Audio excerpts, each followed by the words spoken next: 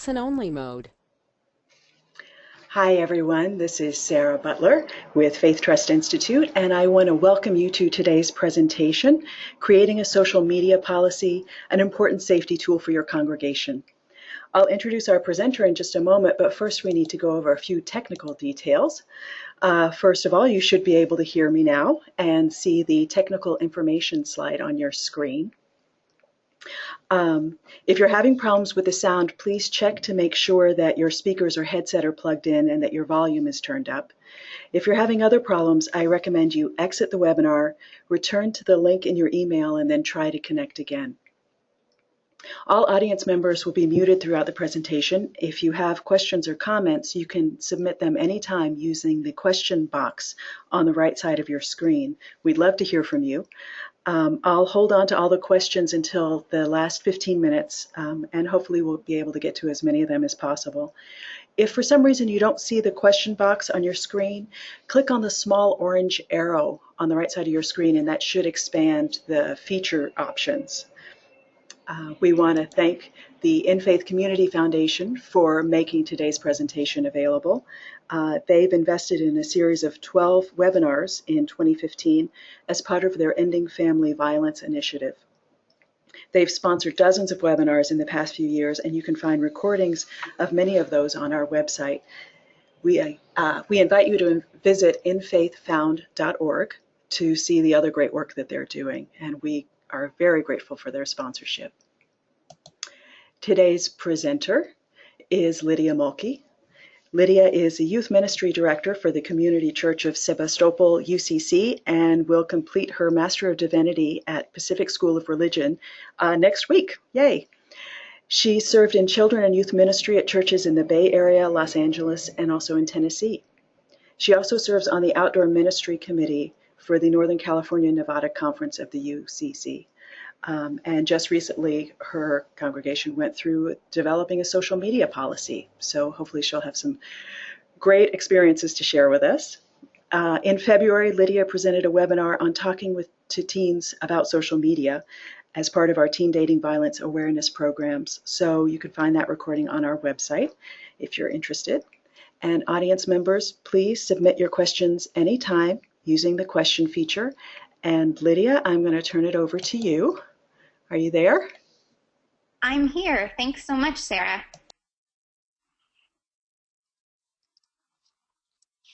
Well, first of all, I am so glad that you are here and you're thinking about these issues with me, and we are going to be figuring these out together. As Sarah told you, I'm speaking from some firsthand experience, but I am still pretty early in this process myself. And we're working through some relatively new terrain for all of us. So I'm glad that we're going to be thinking about this together. I think it can be a little intimidating for folks who didn't grow up in the age of social media to really create these policies about social media. And I know that I've felt some avoidance around the topic.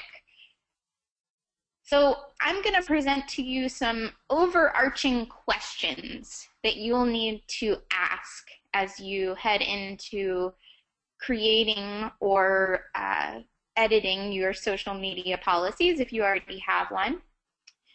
And I'm also going to talk about some of my hesitancies and maybe some of yours later. But first, let's find out who's here.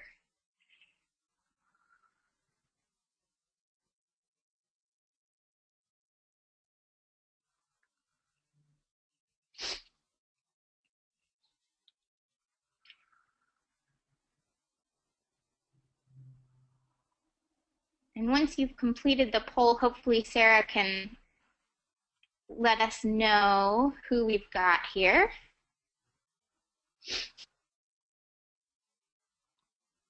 Great. Looks like we've got a good number of clergy here. Some advocates and social workers. Welcome to our lay leaders and our youth ministers. Yay, glad you're here. And to some parents. Wonderful.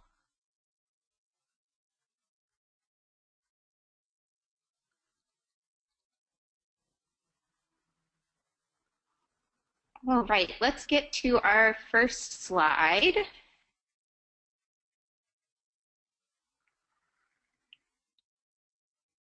Oh, we have another poll first. I forgot about that. So does your faith community have a social media policy?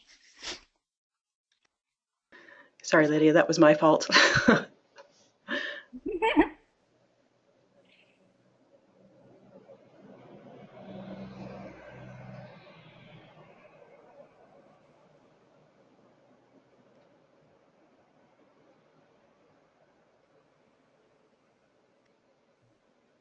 I'm going to go ahead and close the poll now.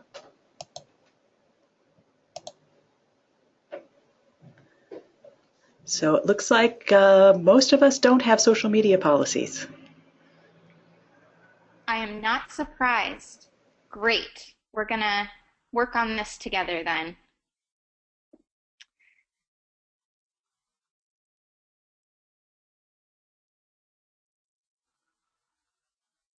All right.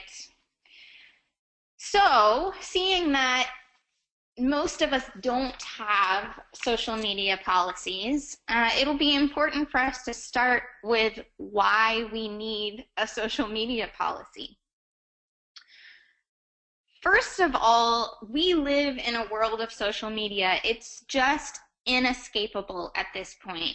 A majority of our teens are using social media on a daily basis, 67% of them. And that percentage is 3 years old, so I'm guessing that number has grown.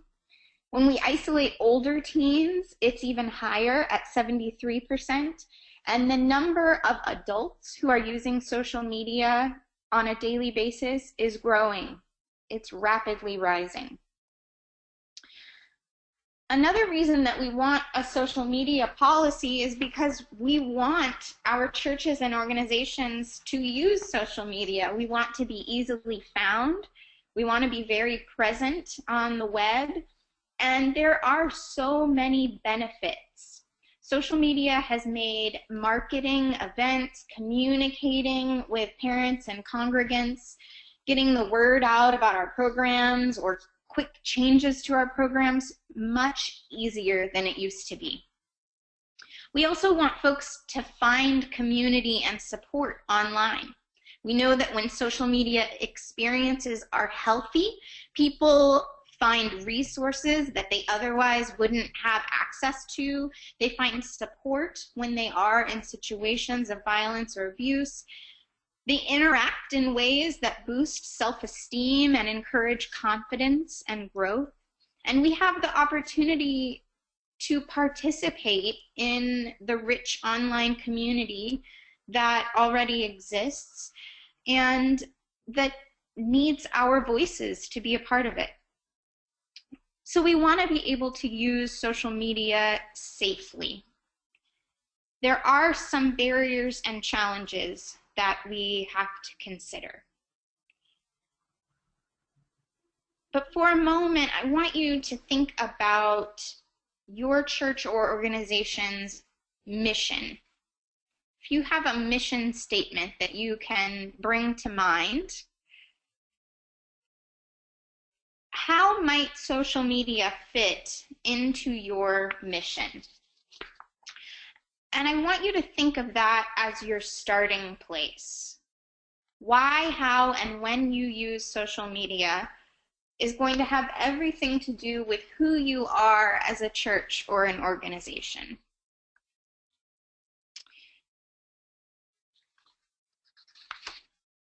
So let's move to thinking about what our concerns might be about using social media in our faith communities and organizations. What is your biggest concern?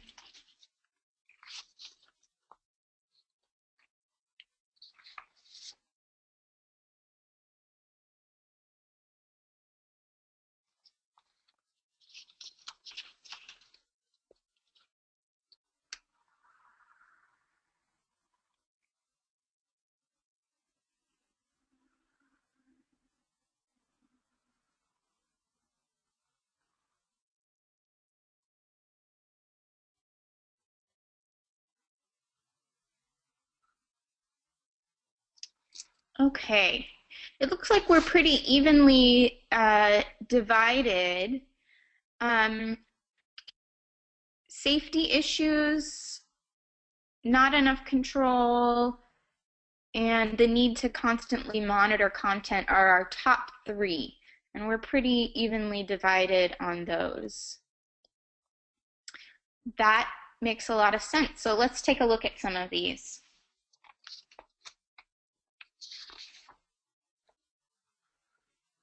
So one issue that has been concerning me lately is this idea of internet permanency.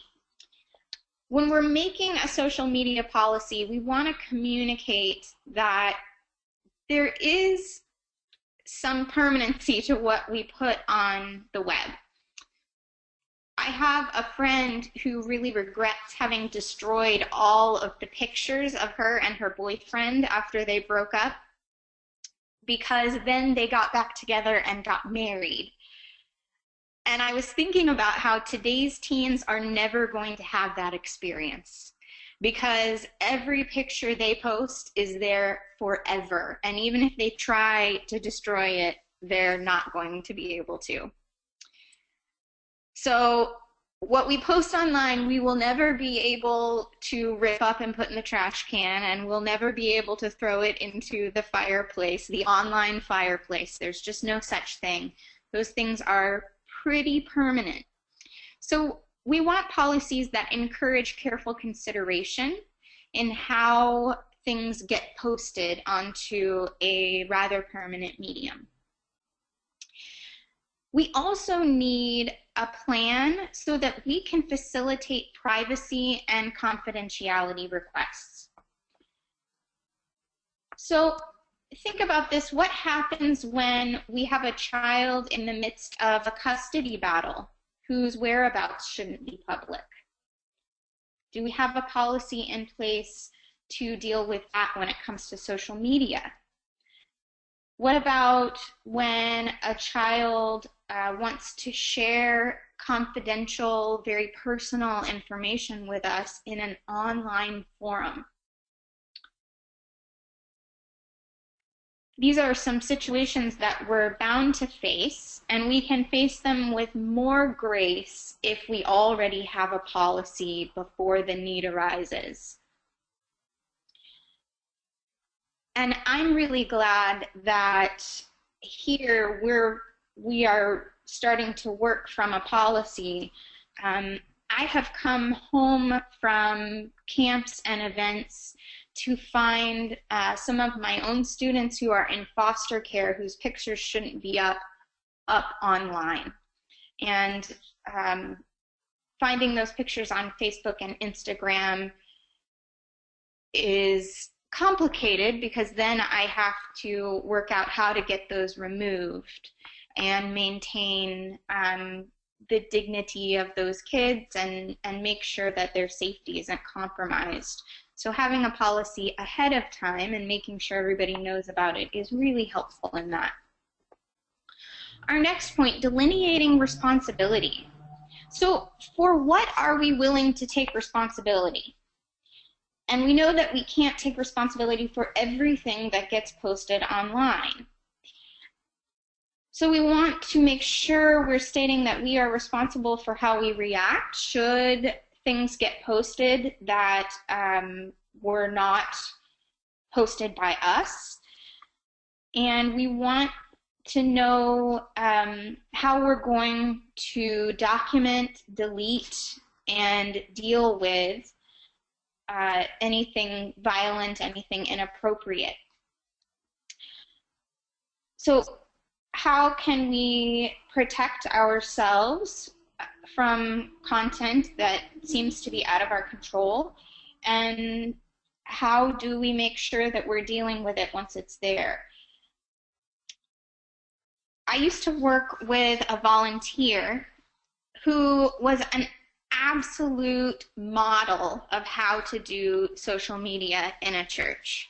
He was so careful with what he posted and very conscious of privacy. He worked with our youth group. He never posted pictures of students except in our closed Facebook group that just had the kids and parents in it. But those of you who use Facebook know that it's an ever-changing platform. And unfortunately, it changed on him before he knew it. So a few years ago, Facebook added a little live news feed.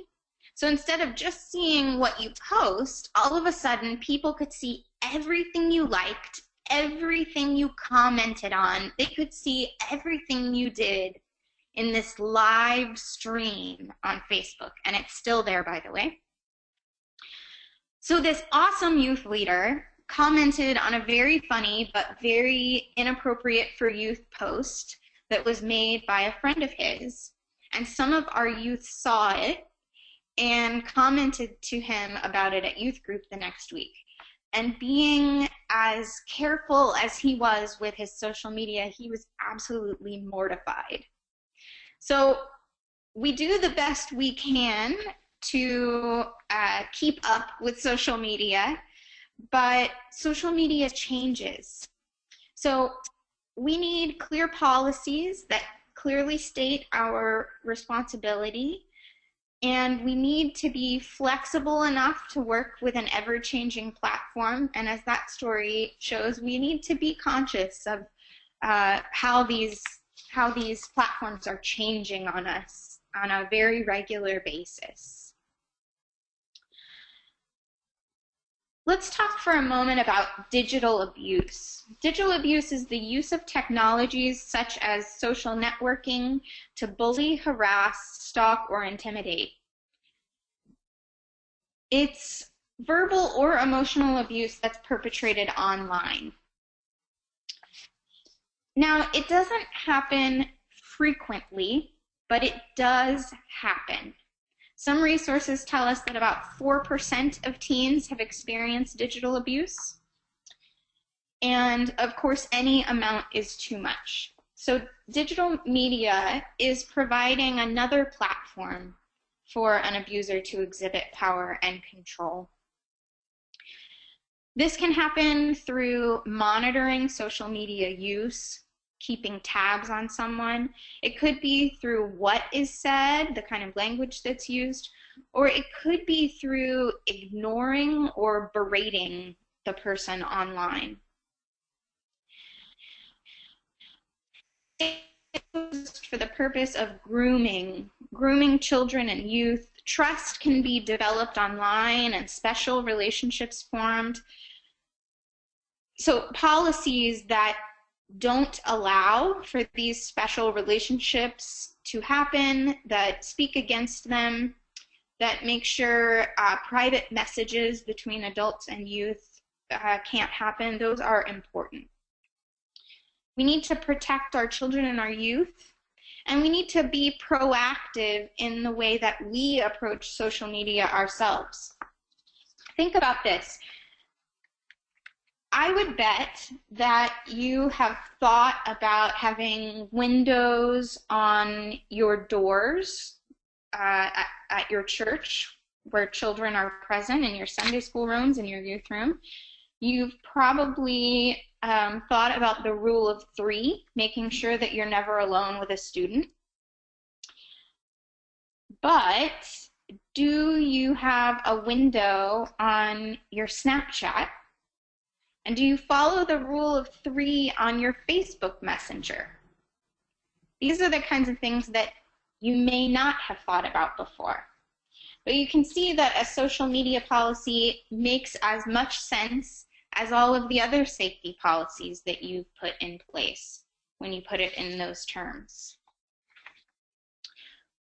So let's get you involved again and take another little poll.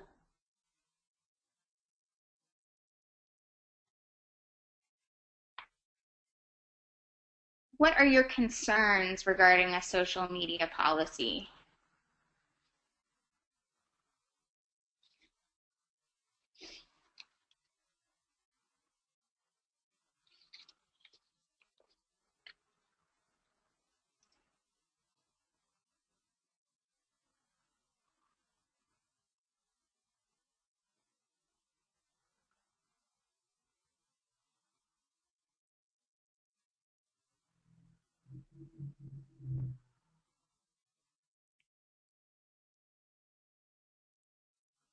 Ah, so 80% of you said practicality. How are we going to regulate this? And then we were evenly spread 7% on all of the others. So the big one is practicality. So let's start there. So is it practical? Can we really implement policies on something as wild and woolly as social media? Well, we do need to be realistic because, as I've already said, we can't control everything that is ever posted, but we can be prepared to deal with situations that arise from social media. So later we're going to talk about some possible language that you could use in your social media policy. And hopefully you'll see that there are some practical things that you can do to protect yourself and some practical ways that you can implement and monitor social media use. We will come back to this. Just for a moment, let's talk about confusion about social media.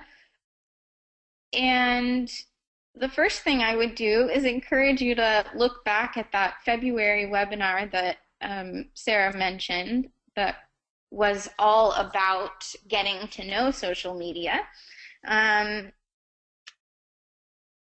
This is a real fear. And I remember back when social media was pretty new and MySpace was the social media site that folks were using, there was a parent in my church who was doing her best to monitor her child's internet use.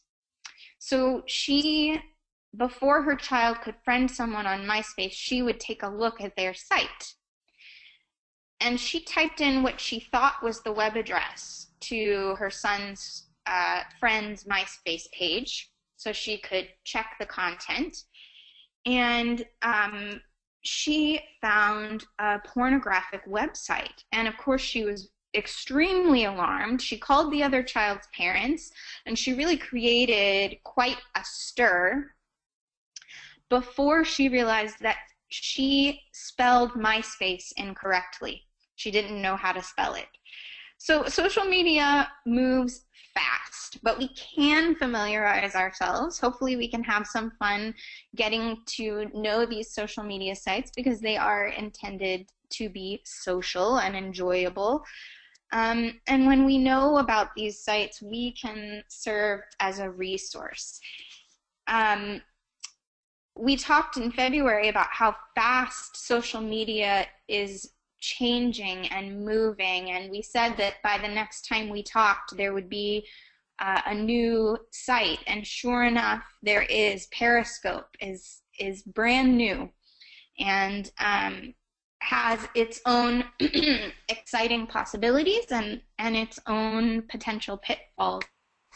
So as you're looking to get to know social media platforms, I encourage you to check out Periscope and make sure that you know about all of the ones that we've talked about already and the ones that we mentioned in February.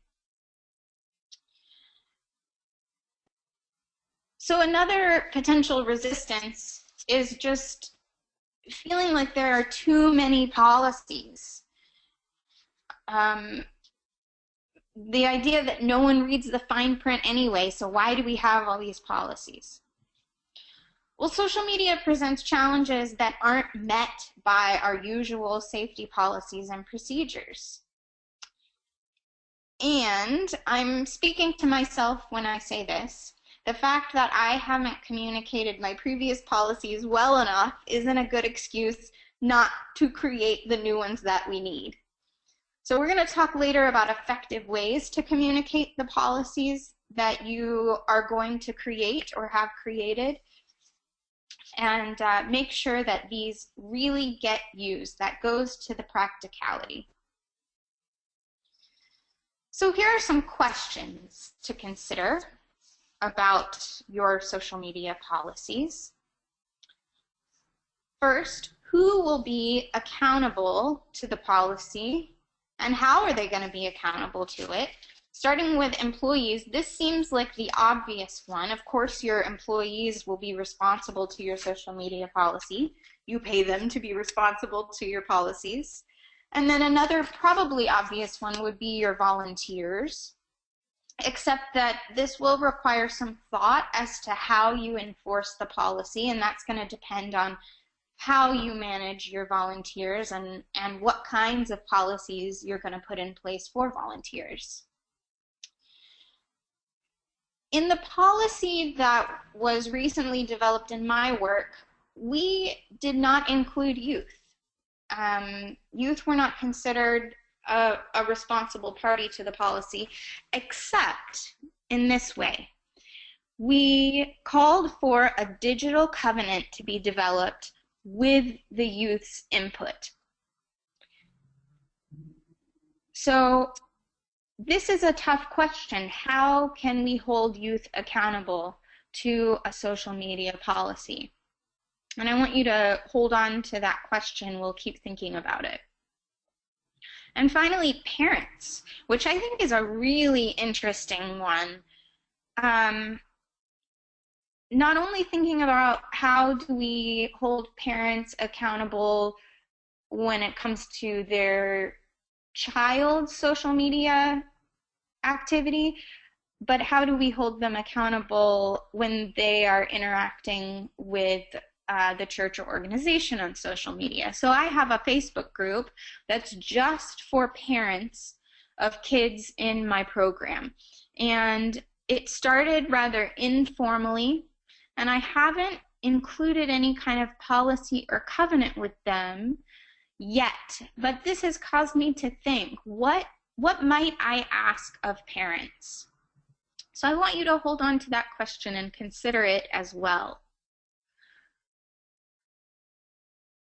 So who will be involved in creating the policy? A similar question. Will it be the same folks that that we talked about before? I think it's important that we involve all of these groups, especially the youth.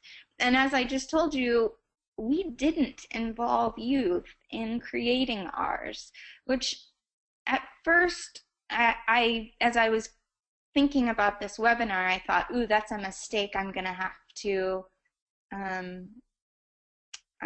talk about. But I'm not sure it is a mistake, because I think the youth covenant really is a great way to honor the youth participation in creating this policy, and it allows for a lot of flexibility, because this covenant can then be created and recreated, and the ways in which we hold youth accountable can be changed as needed. So there are 3 types of relationships to include in this policy, and this is how the policy that I've been talking about is organized by relationship. So let's start with adult to minor. And here you want to address how you expect adults, employees or volunteers, to interact with youth online. So I'm going to give you some examples of policies that you might want to include, some possible wording for you to consider. Here's the first one. Adults should not submit friend requests to minors or youth. Youth may request friendships with adults, and adults should discern the level of contact they want to maintain with youth prior to responding to these requests. So there's one to consider. Here's the next one. When and where available, authorized youth workers may choose to create separate private and professional profiles on networking sites to create a line of privacy. You may want to require that. You may want to mention it as a possibility. We're going to talk about this particular one again in a few minutes, and so hold on to those thoughts. We're going to talk about pros and cons. I think this is a big one.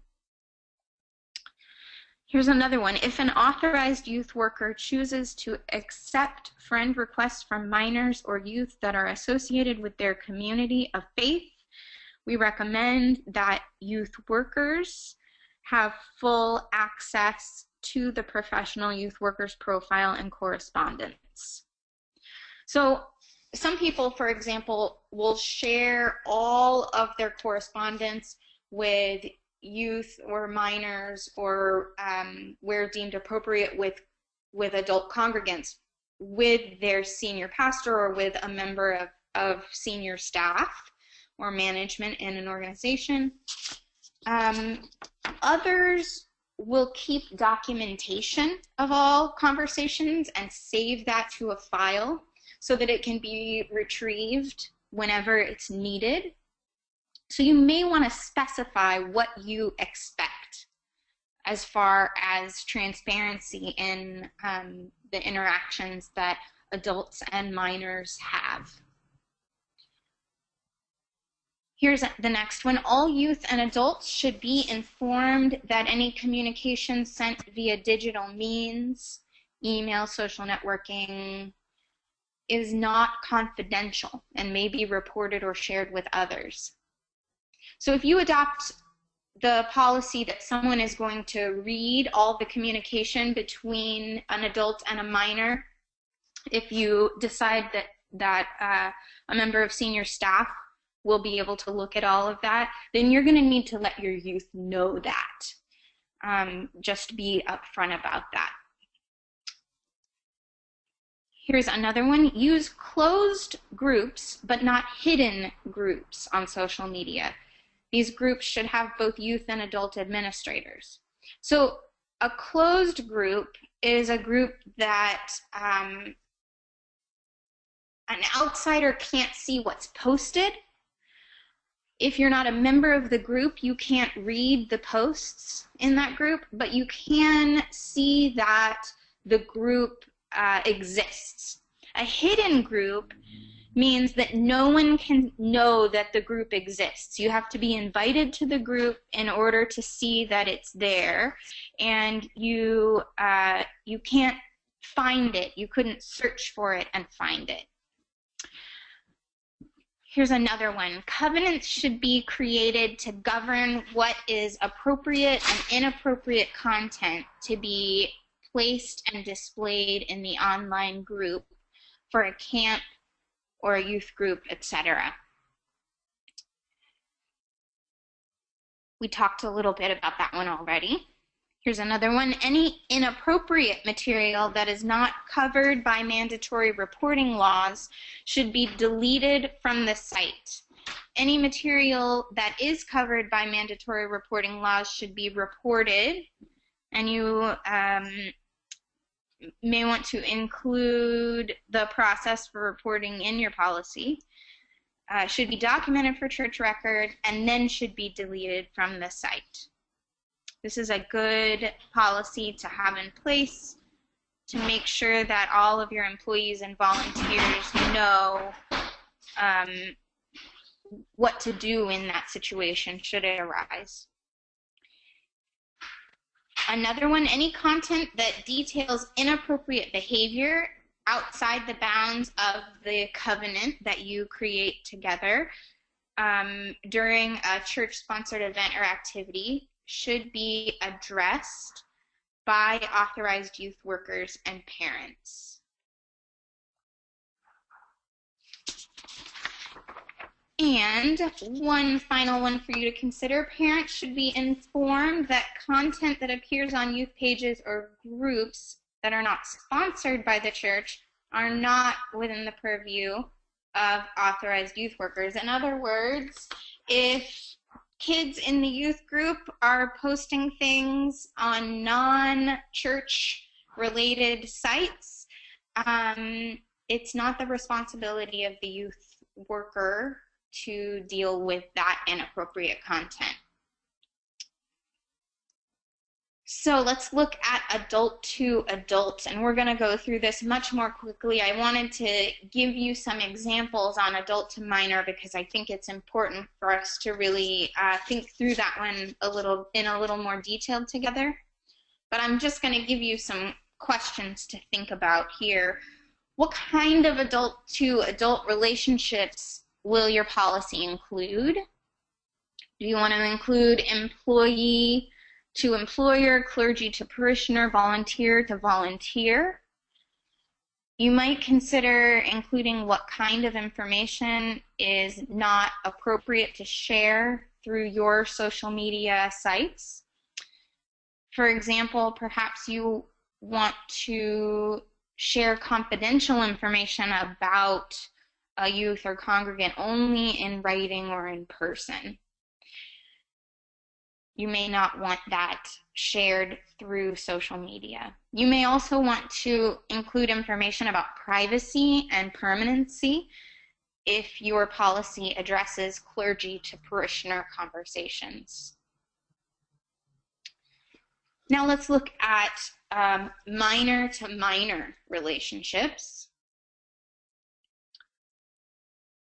And as I said, this is missing from our recent policy, except that we do encourage a covenant be created with the youth. And as I've already said, including the youth in this process of developing their policy is going to be important. And so I'm glad we didn't include it without I'm glad we didn't include these relationships without talking to our youth first. Topics you may want to consider: how do we care for one another if we see that someone is hurting themselves or another person?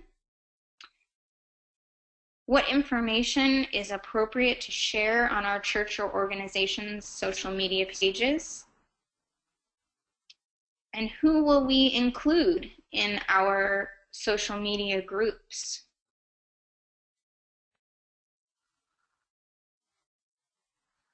So we want to encourage a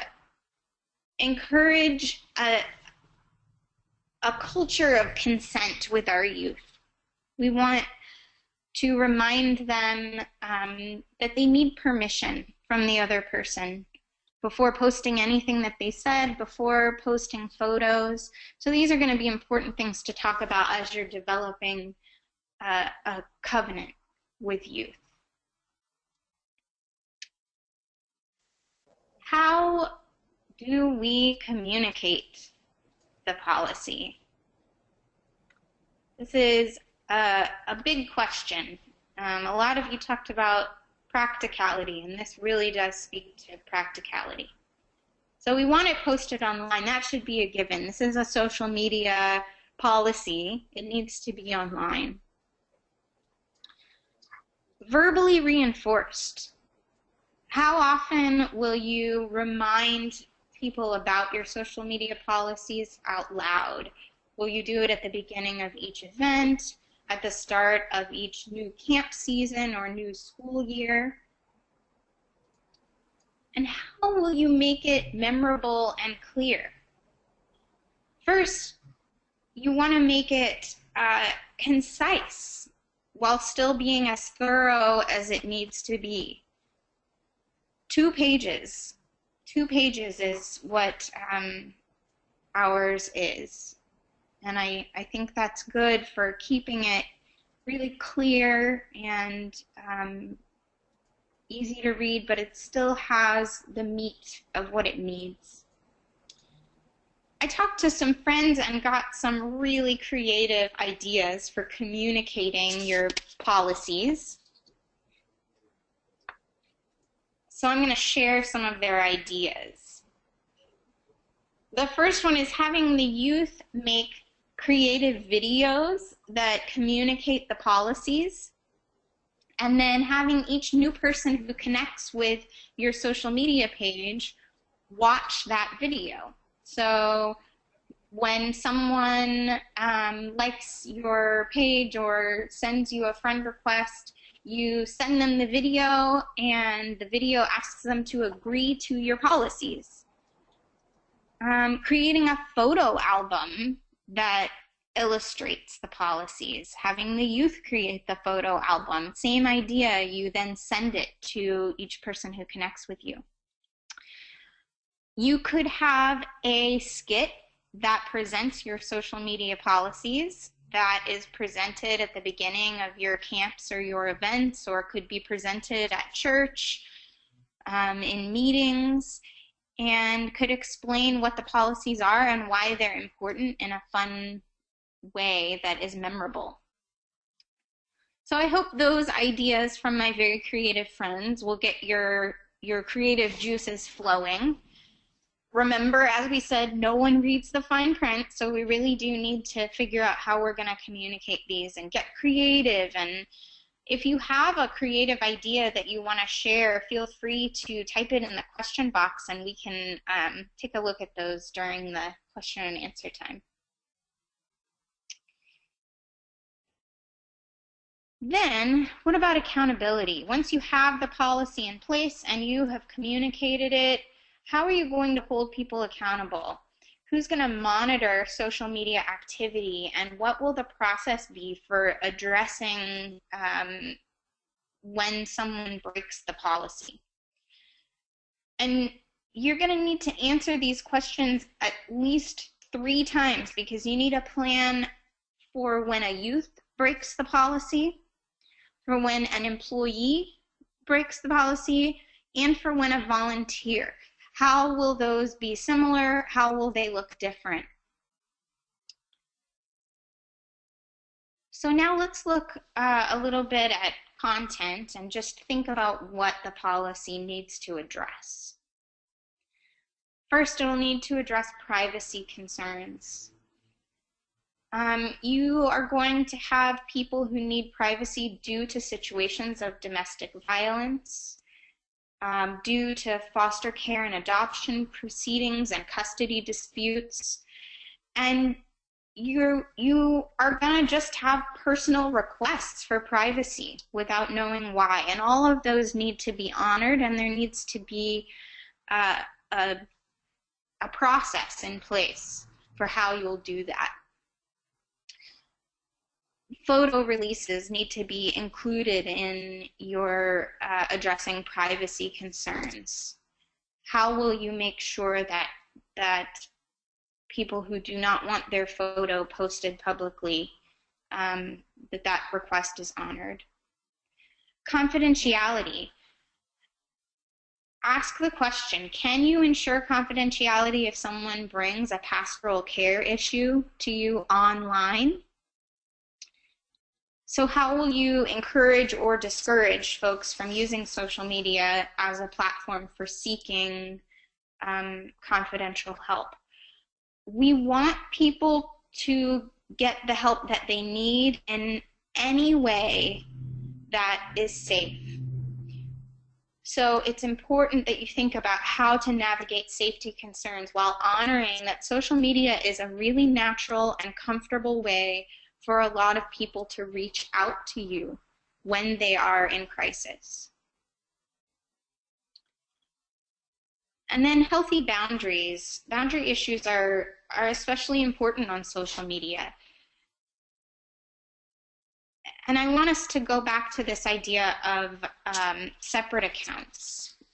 Do you keep a personal account and a professional account separate? And do you encourage or require your employees or volunteers to do so? There are strong opinions on both sides of this argument, and I just want to offer the pros and cons to you as I see them, and as I talk to some colleagues about this, what they believe the pros and cons to be.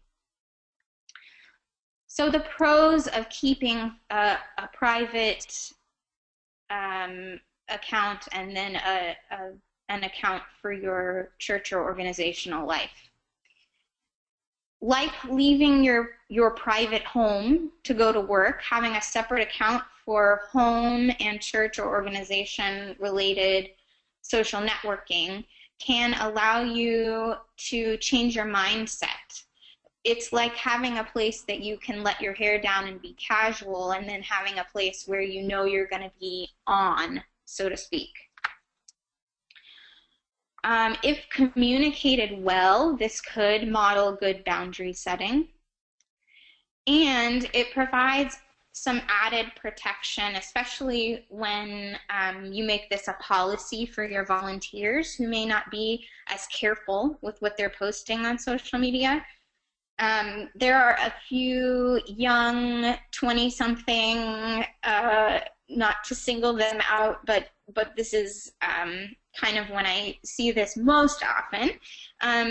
Some camp counselors who, because I can see everything on their Facebook and Instagram, I know that I wouldn't necessarily want my teens to hold their weekend posts up as a model, perhaps. So since I'm not in a position to say to them, you can't do that or post that, what I can do is say that if you friend campers or students or congregants, then this is the standard to which your account will be held. So you could create a separate account where you friend campers and youth, and on that account you'll be held to this standard, and you can keep your other account. So you see there are some benefits, and there are some options there for how you could use it. But there are some downsides to keeping separate accounts. Most of us are trying to communicate that a life of faith involves authenticity and that it's a 24/7 pursuit. And so we can inadvertently indicate to our teens or even to the adults in our congregations that we are leading a double life and our influence can wane. So for this reason, personally, I choose to hold my social media account to a church-appropriate standard, and you may consider a policy that leaders only use one account as long as they're willing to be held to the standard of your social media covenant, whatever you decide is appropriate or inappropriate.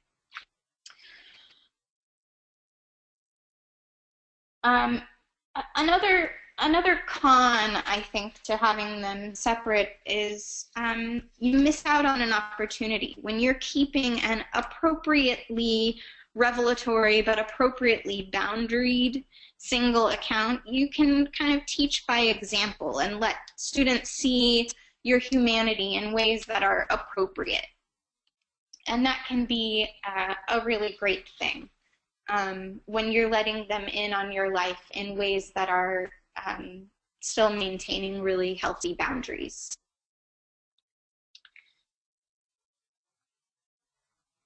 So let's go back now to who can initiate contact. We talked about this a little bit, but there are power and control issues at work here. So youth need to be the ones who initiate a connection with an adult on social media, and the same with congregants. Congregants initiating friend requests to the pastor is a good way to make sure that there are not power and control issues. I always tell my youth and members of my congregation that I would absolutely love to be their Facebook friend. And if they want me to be, that they should send me a friend request, but that I'm not going to send them one. Also, you want to consider how adults and youth are going to communicate if they are friends on social media. And this is a good rule I learned that I'll share with you. Posting on someone's wall is public, like sending them a postcard, which you wouldn't hesitate to do. You wouldn't hesitate to send a teen a postcard because the parents would be able to see exactly what's there. It's very public and transparent. Private messages on social media are like sending a sealed envelope. You would think twice about sending a sealed envelope unless you were addressing it to the parents and the minor. So the same is true online. You want to keep things as public and transparent as you can so there's accountability for what is said. If I know that a youth is going to want to follow up with me about a private matter that we've discussed, if they've come to me with a pastoral care issue and I know that they're going to want to follow up, not in a public forum, but they'll want to do it on social media, I will say, pick another adult here at church or at camp that you trust and that we could bring in on this conversation so that when you message me, you can include them as well. And then the three of us can put our heads together. And I tell them that I want them to have as much love and support with this difficult thing as possible. And so in that way, we're following the rule of three, even in our online conversations. So I'm going to leave you with some, one more thing I forgot, photos and videos. Youth are living in a world of live tweeting and Instagrams. Everything is instant. Photos are shared immediately. So we have to think about how we deal with that and what we can do to ensure privacy. This one is really hard, and I struggle with this, but like I said before, we have to create that culture of consent. We have to just keep reminding them to always, always ask. You need a yes. You need to hear an enthusiastic yes, that it is okay for you to post something that someone else said or post a photo of them. You need consent. So now I'm going to leave you with 5 questions that you should consider as you create your policy. And questions to consider when you come back to your policy and revisit it in a year or 2 or 3. So, number 1, what need does this particular policy address as you're looking at each aspect of the policy? Number 2, who does it benefit and is anyone harmed? Number 3, how will we communicate it? 4, how will we enforce it? 5, how will we evaluate it? So what is the need? Who will benefit? How will we communicate it, enforce it, and evaluate it? And if you have answers to those 5 questions for each point in your policy, you are on a very good track toward safe and healthy use of social media in your church or your organization. Whew. Thank you so much for listening, and I would love to know if you have any questions. Hi, Lydia. So I just want to point out to everyone that, we have some resources here. We're getting a little bit of feedback. Okay, so that should help. So here are some resources that should be useful. And you will receive this as a PDF later this afternoon, so you'll be able to access these links. We do have some good questions. First of all, there was a question about including parishioner-to-parishioner conversations in social media and how to kind of monitor that or ensure that people are in healthy relationships online, not as volunteers, but really as congregants with each other. Unmuted. Great question. I think there's going to be a difference between what you can put in your policy and what you want as just a best practice here. This is just my thought on this, that in your policy, of course, you can't take responsibility for parishioner-to-parishioner conversations unless they are happening on, for example, in the comments of a post that is made by your church on your church's Facebook account. At that point, you have some responsibility to make sure that things are staying healthy and respectful, and you have the ability to say that it broke the covenant of your social media policy. But as far as best practices, I think we do have an opportunity to just notice if we see that that digital abuse is happening, if we see an unhealthy relationship. Sometimes social media is where those things can be spotted most clearly, because we are seeing some things play out in a public forum that we might not otherwise see, and we have a responsibility to the congregation that we care for to keep an eye out on social media for the health and safety of our parishioners. So I think there are two things there. One, what's stated in the policy, and then what's best practice. Okay, thanks for that. There was another comment from Chris, and it was about the public-private accounts. So not all platforms allow multiple accounts, such as Facebook. It's against their terms of policy.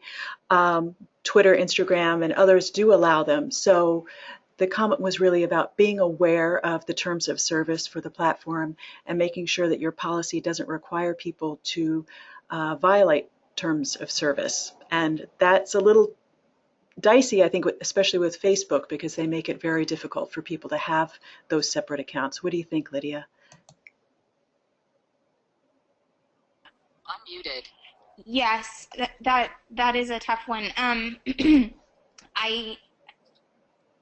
I think requiring it does get you in a little bit of trouble, because you could be asking someone to violate terms. I know lots of people who use their work email to set up their work Facebook, and use their personal email to set up their personal Facebook account.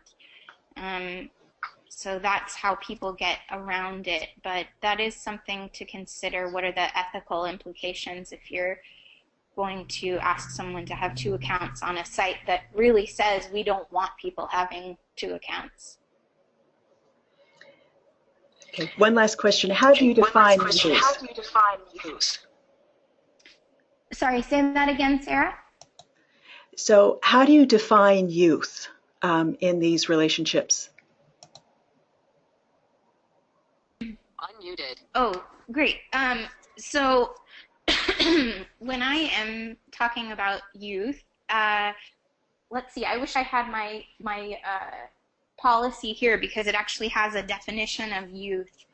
But I believe what it says is anyone 18 and under, or anyone who has signed up for a designated youth event, and that covers us when we have, for example, a senior who's turned 19 but has gone on a trip with us. That way we include them in the policies. I don't have my policy in front of me, but it's a great point you bring up, and it is important to define youth in your policy. Okay, we are out of time. So Lydia, I want to thank you so much for your presentation and for sharing your knowledge and experience with us. And I want to thank all of you for joining us. And I want to thank the In Faith Community Foundation for sponsoring today's event. As I said, you'll receive the PowerPoint presentations this afternoon. If you have any further questions, we'll do our best to help you figure them out. We do have that list of resources for you, and I think you might find some useful things there. And I want to tell you that we have some more upcoming webinars listed here. You'll also get this in your PowerPoint email. You'll be offered the opportunity to complete a short survey when we close out here today, and we'd be very grateful for your feedback. Give us suggestions for other topics that might be useful to you. And we would love to have you join us for our future webinars. So thank you for joining us today. Have a great day, and we'll hopefully see you again soon.